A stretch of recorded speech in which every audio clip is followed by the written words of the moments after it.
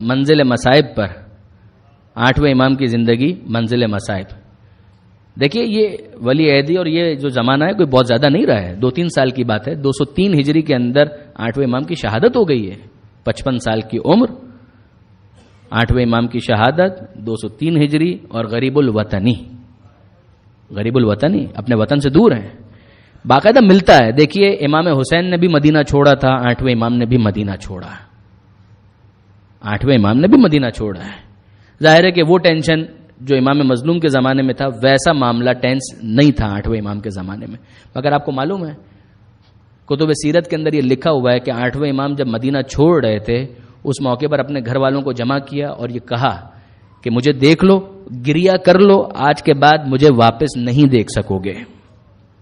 8ویں امام نے اس وقت یہ جملہ کہا، مجھے دیکھ لو اور جتنا گریہ کرنا ہے کر لو، آج کے بعد مجھے نہیں دیکھ سکو گے. مکہ تشریف لائیں، امام تقی جواد ساتھ تھے جب 8ویں امام جب روانہ ہو رہے ہیں، ساتھ مکہ معظمہ، اور وہاں پر امام کا سن کتنا ہے؟ امام تقی جواد کا 5 سال، انتہائی مختصر سن. اور یہ جملے لکھے ہوئے ہیں کہ امام تقی جواد ہجر اسماعیل کے پاس، آپ میں سے جو افراد عمرے اور حج کے لیے جا چکے ہیں وہ جانتے ہیں، ہجر اسماعیل کے پاس بیٹھ گئے اور اٹھنے سے انکار کر دیا.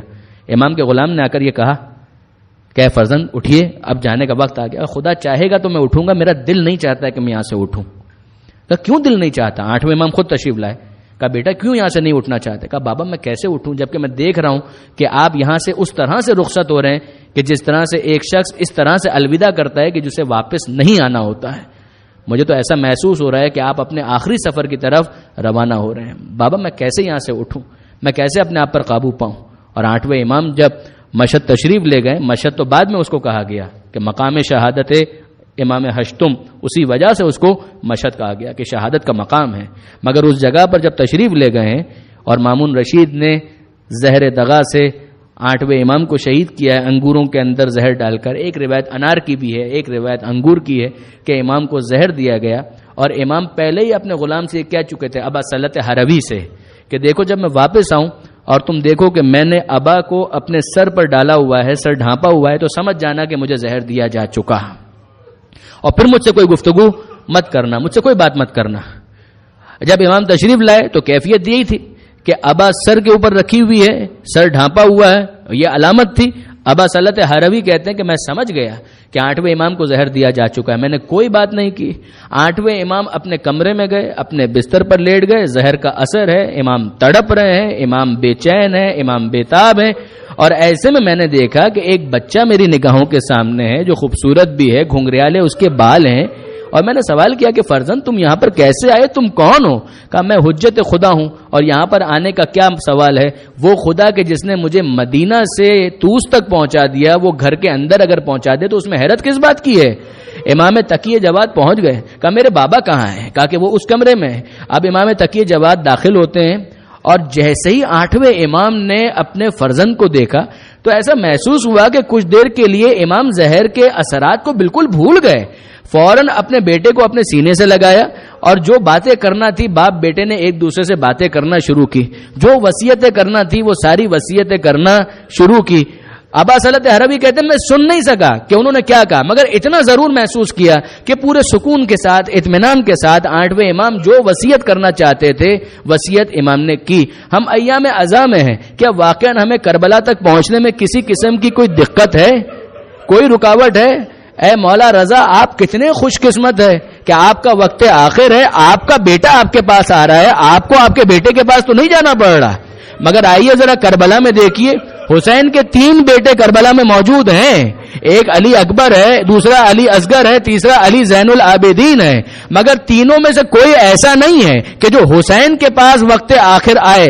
حسین مظلوم اتنی زیادہ مصیبت حسین مظلوم کے اوپر ہے کہ علی اکبر ہیں تو زین سے زمین پر آتے ہیں، فریاد بلند کرتے ہیں یا بتا علیہ کا منی سلام، اے بابا میرا سلام قبول کیجئے. یہ علی اکبر کا وقت آخر ہے، بوڑھے باپ کو جوان کے لاشے پر جانا پڑ رہا ہے. وہ علی اصغر ہے جو ہاتھوں پر باپ کے ہے، بیٹے کا وقت آخر باپ کے ہاتھوں پر. فتقلب الصبی علی یدی الامام، وہ بچہ باپ کے ہاتھ پر منقلب ہو گیا. اور پھر سید سجاد کی کیا کیفیت ہے کہ جب حسین رخصت آخر کے لیے جا رہے ہیں تو سید سجاد امام مظلوم کے پاس نہیں آ سکتے. وہ بیمار امام، بستر سے اٹھنا مشکل ہے. امام مظلوم خود تشریف لاتے ہیں، سید سجاد کے پاس آتے ہیں، اور جب گفتگو شروع ہوتی ہے تو سید سجاد پوچھتے ہیں کہ بابا حبیب ابن مظاہر کیا ہوئے؟ امام کہتے ہیں قد قتل بیٹا مارے گئے.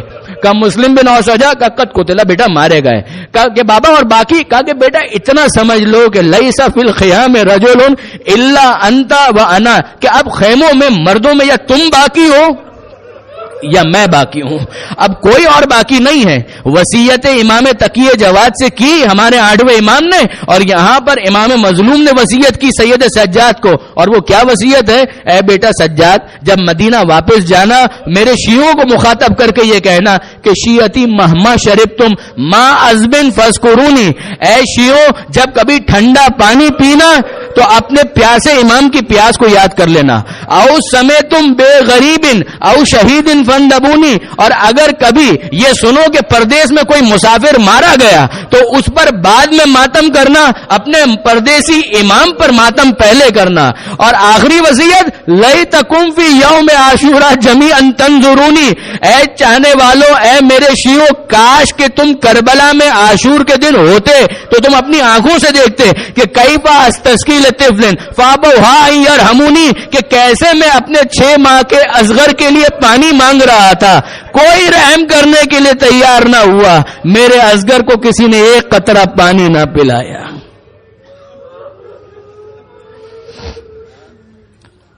الا ولعنۃ اللہ علی القوم الظالمین وسیعلم الذین ظلموا ای منقلب ینقلبون. بار الہ اس قلیل توسل کو اپنی بارگاہ میں قبول فرما. مالک ہمارے آنسوؤں کو جناب سیدہ کے رومال میں جگہ عطا فرما. مالک ہماری عزاداری کو ہماری آخرت کے لیے ذخیرہ فرما. مالک تجھے واسطہ محمد و آل محمد کا ہمارے گناہن کبیرہ و صغیرہ کو معاف فرما. مالک آل محمد کے ماننے والے جہاں کہیں بھی آباد ہیں، خصوصیت کے ساتھ جو زیارتوں کے لیے گئے ہوئے ہیں اور خصوصیت کے ساتھ جو کربلا کی زیارت کے لیے گئے ہوئے ہیں، ان کی جان، مال، عزت و آبرو کی حفاظت فرما. ہمارے شہداء کو سید الشہداء کے ساتھ محشور فرما. مالک تجھے واسطہ محمد و آل محمد کا بیماروں کو صحت عطا فرما. جو بے روزگار ہیں انہیں عزت کی روزی عطا فرما. جو بے اولاد ہیں انہیں اولاد صالح عطا فرما. جو صاحبان اولاد ہیں انہیں اولاد کی صحیح تربیت کی توفیق عطا فرما. فروغ عزاداری میں دام درہم سخن قدم تعاون کرنے کی توفیق عطا فرما. زوان کے امام کے ظہور میں تعجیل فرما. ہمیں ان کے اعوان و انصار میں شمار فرما. ربنا تقبل منا انک انت السمیع العلیم.